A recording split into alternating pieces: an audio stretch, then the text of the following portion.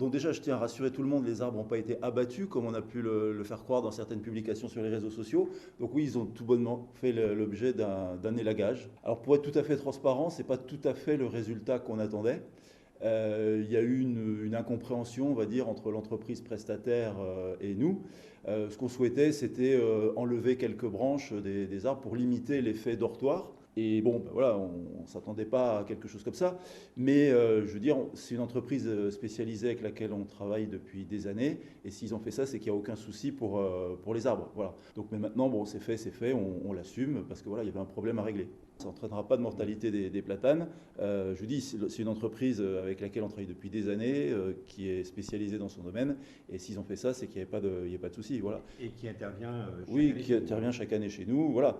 Et voilà. Et si on a fait ça, c'est parce qu'il y avait un problème à régler. C'était quoi le problème justement?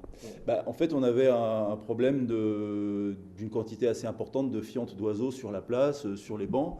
On avait pas mal de plaintes de riverains, des photos de bancs souillés sur les réseaux sociaux en disant que la mairie ne faisait rien. Enfin bon, voilà j'allais dire les bêtises habituelles. Et en fait, bah voilà, on a décidé d'agir. Alors, on avait mis en place un effaroucheur sonore. On l'a éteint parce que les riverains se plaignaient que ça faisait trop de bruit. Les services techniques nettoyaient. Mais bon, il aurait fallu nettoyer 2 fois par jour pour que ce soit efficace et on n'a pas les moyens. Donc voilà, on a voulu tenter quelque chose en enlevant quelques branches. Bon, voilà, il a été fait ce qui a été fait. Ben maintenant, voilà, dont acte, on va passer à autre chose, quoi. C'était nécessaire, quoi qu'il en soit, d'intervenir parce que c'était sale, c'est ce que disent des voisins. L'odeur était désagréable et puis aux heures les plus chaudes de la journée, il y en a qui disent c'était insupportable, on était obligé de fermer les fenêtres. C'était à ce Oui. point-là? Ah bah oui, forcément, oui, parce qu'effectivement, quand vous avez une couche importante de fientes d'oiseaux, avec les chaleurs et tout ça, c'est pas agréable pour les riverains. Voilà.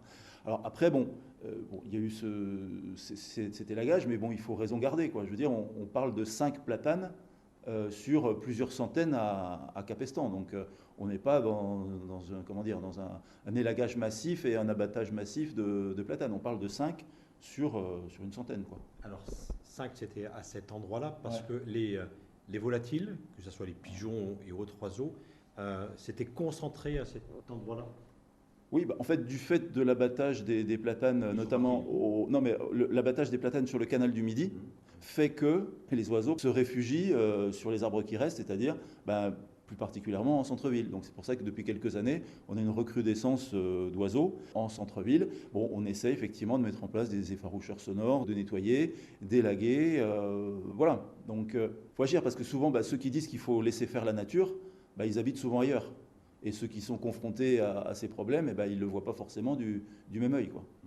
En fait, ce que vous dites, c'est que vous êtes victime quelque part de l'abattage des platanes le long du canal du Midi. Ça peut être ça, en fait. Vraisemblablement, parce qu'on avait des centaines de platanes au bord du canal et les oiseaux bah, allaient y dormir le soir. Et là, bah, du fait de l'absence de ces platanes, bah, ils se rapatrient sur ceux qui restent, quoi. Vous n'aviez jamais eu ces problèmes-là les années précédentes? Si, il y en a toujours Mais eu. ça s'est accentué. Ah, je pense que ça s'est accentué, quoi. Oui, bien sûr. Mais bon, ce que je veux dire aussi, c'est que, voilà, j'ai dit, il faut raison garder, quoi.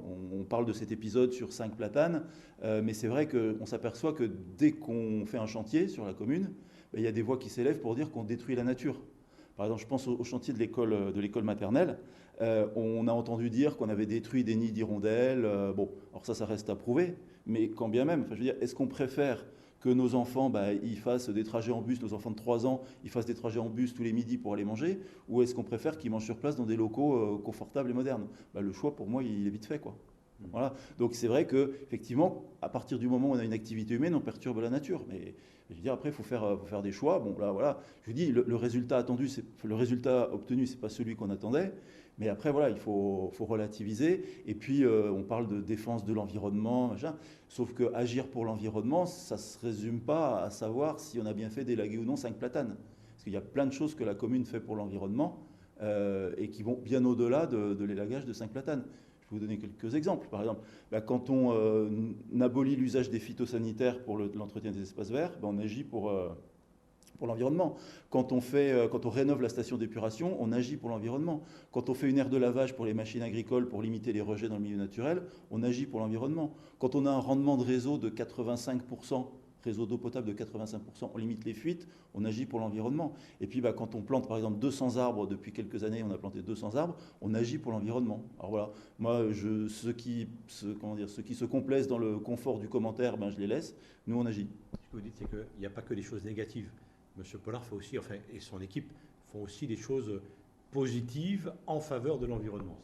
Bien sûr. Il faut les mettre en avant aussi. Bien sûr. Et puis par exemple aussi, on a diminué de 25% notre consommation d'énergie sur la commune. Et voilà, c'est des choses concrètes, peut-être qui sont moins visibles que 5 arbres élagués, mais qui, à mon sens, ont plus de portée sur l'environnement au sens large. 5 arbres, parce que c'était nécessaire. Il y a eu cette erreur de cette entreprise. Là, ça veut dire que les oiseaux sont partis, parce qu'il y a 200 arbres à Capestan, ça veut dire que les oiseaux sont quand même partis à proximité. Est-ce que, ou pas, ou dans une commune voisine, mais en tout cas, si c'était sur votre commune, s'ils étaient restés là, est-ce que ça veut dire que des décisions similaires pourraient être prises, peut-être parce que d'autres voix s'élèveraient ailleurs, parce qu'ils récupéraient ces oiseaux? Alors, clairement, on ne réitérera pas l'opération qui a été faite place Ferrer.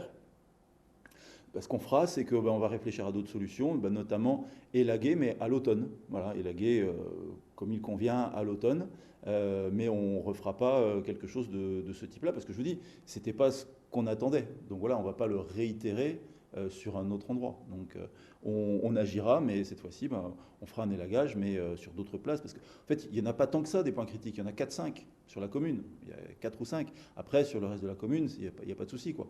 Donc sur ces 4 ou 5 points, on va agir, mais on agira à l'automne pour l'année prochaine.